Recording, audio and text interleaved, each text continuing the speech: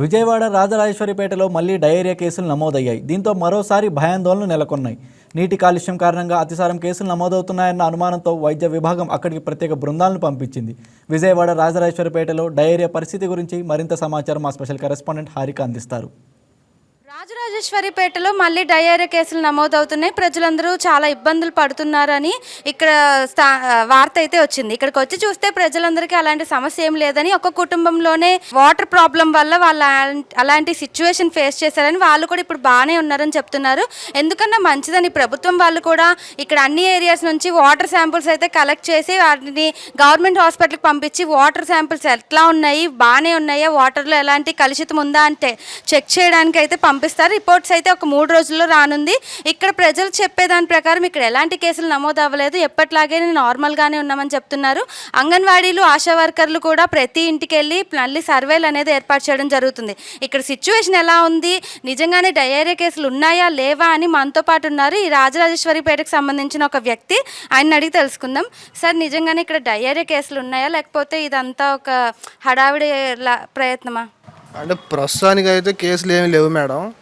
అంటే పూర్వం ఉంది డయేరియా కేసులు అట్లాంటివి. అంటే ప్రస్తుతానికి అయితే అధికారులు వీళ్ళందరూ జాగ్రత్తలు తీసుకుంటున్నారు.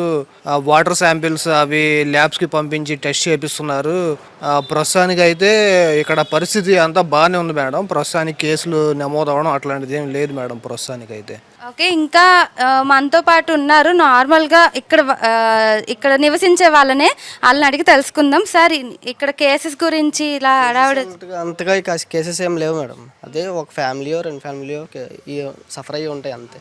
అంటే వాళ్ళ వాటర్ ప్రాబ్లం వల్ల, వాళ్ళ పైప్ లైన్ కనెక్షన్ వల్ల ఏమో అంతే అంతే పర్సనల్ ఇష్యూ.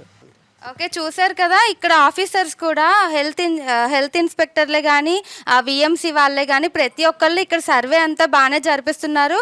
ప్రతి ఒక్క ఇంటికి వెళ్ళి వాళ్ళ హెల్త్ ఎలా ఉంది అని ప్రతి ఒక్క డీటెయిల్ అయితే కలెక్ట్ చేయడం జరుగుతుంది.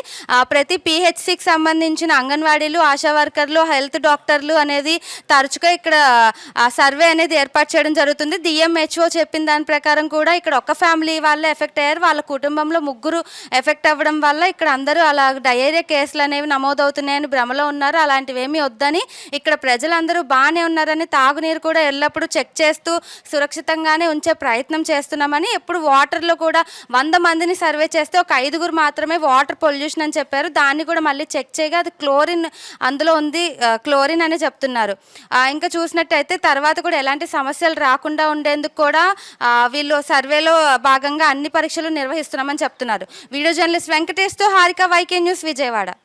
హాయ్ వ్యూయర్స్, ఈ వీడియో మీకు నచ్చినట్లయితే లైక్ కొట్టి షేర్ చేసి వైకే టీవీని సబ్స్క్రైబ్ చేసుకోండి.